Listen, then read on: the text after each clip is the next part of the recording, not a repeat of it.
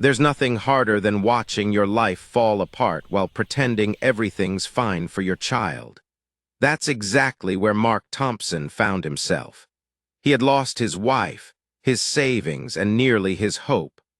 All he had left was his 6-year-old daughter, Emma, the one bright thing in a world that had gone gray.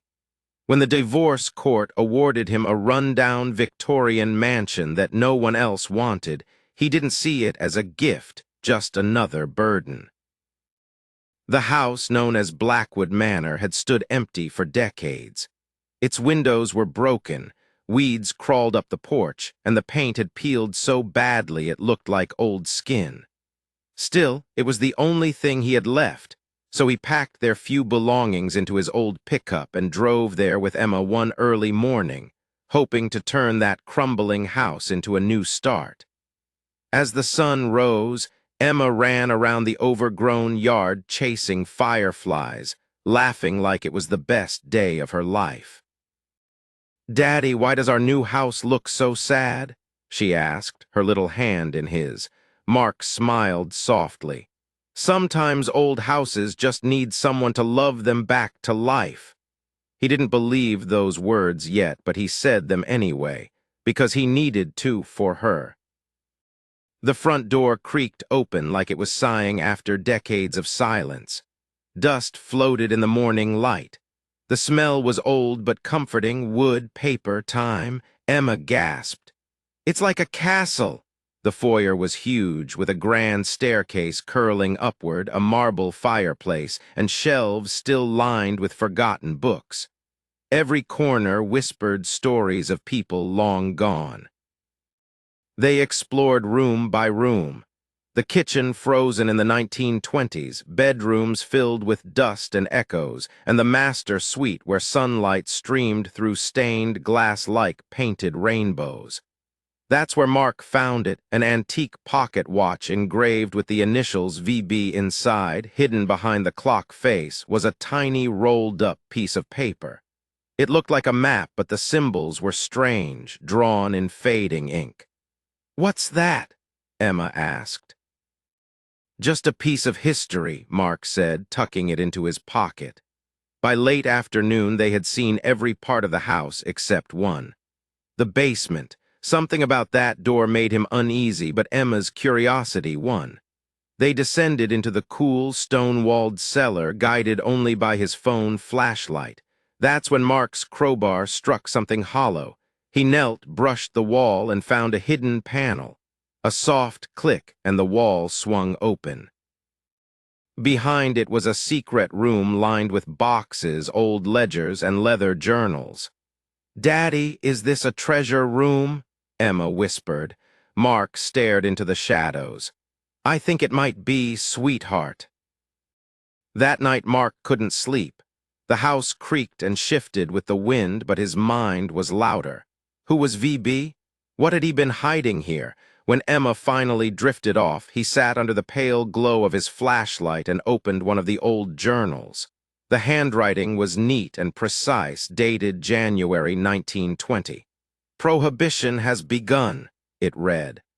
"The law may forbid liquor, but it cannot kill opportunity." Mark flipped through page after page, business dealings, secret shipments, tunnels under the property leading to the river. The previous owner, Vincent Blackwood, had been a bootlegger, using the house as a hub for illegal trade during Prohibition. Another entry chilled him. "The Chicago men grow dangerous. I have taken precautions. My legacy will be protected." The final pages were even stranger. Vincent wrote about faking his own death and leaving clues for a worthy heir to uncover his fortune. Mark looked at the pocket watch on his nightstand, ticking softly like a heart. "What if," he whispered, "could that map lead to what Vincent left behind?" Outside, the old house sighed again, as if it knew secrets were stirring after a long, silent century. The next few days turned into an obsession. Every free moment Mark had, he studied the journals. He mapped out the tunnels described beneath the mansion and found coded letters between Vincent and his Chicago associates. It wasn't just about illegal liquor. Vincent had built an empire, then vanished to protect something bigger. But Mark wasn't alone in this discovery. In the dust near the study window, he noticed footprints, fresh ones. Someone else had been searching the house. That night he sat Emma down for dinner by flashlight and tried to smile through his worry. She was talking about how they should plant flowers and hang lights on the porch. Mark's mind was on the basement and who else might be after Vincent's secrets. The next morning he followed the map's first clue. A circle marked A led to the library. Emma helped, pretending they were on a treasure hunt. She tugged on a leather-bound book, and the entire shelf clicked open, revealing another hidden compartment. Inside was a small key and several letters between Vincent and a man named Tommy Torino. One warned, "The boys in Chicago are asking. Questions hide what matters most." Mark's pulse quickened. This wasn't just family history. It was a buried war between men who'd lived and died protecting power. Mark drove to the town bank with the key and Vincent's documents, not knowing what to expect. The elderly banker, Mr. Henderson, examined the key and smiled faintly. "You said you own Blackwood Manor?" When Mark nodded, Henderson's eyes sharpened. "Then by trust clause, you are permitted access to box 247. Minutes later, inside the vault, Mark turned the key. The box opened with a metallic sigh. Inside were legal papers, deeds, maps, and a letter addressed simply, "To the heir." Vincent's handwriting danced across the page. "If you are reading this, you have proven worthy of what I built. The fortune is real and growing. But remember, true wealth carries responsibility." Mark read in silence, realizing Vincent hadn't just hidden money. He had built a trust, still active, worth over $200 million. There was also a deed to an old warehouse outside town, linked to the tunnels beneath the mansion. But as Mark left the bank, a black sedan idled across the street. The driver's eyes followed him.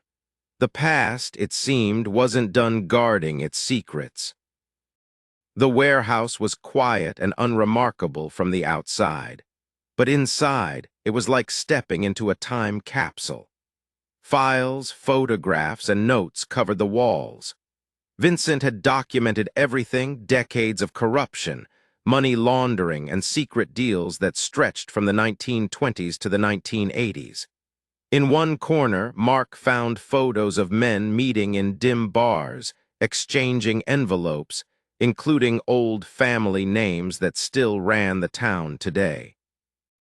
Another folder was labeled Henderson Connection.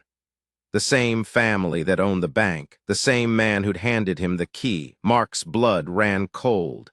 Vincent hadn't just been a bootlegger. He had become an informant, gathering evidence against the very network he'd helped build. The last letter in the archive confirmed it. "The money is yours, but so is my mission. The men we exposed will never stop protecting what they built. Choose carefully." Mark folded the paper, heart pounding. This wasn't just inheritance anymore. It was a warning from beyond the grave. And someone already knew he'd found it.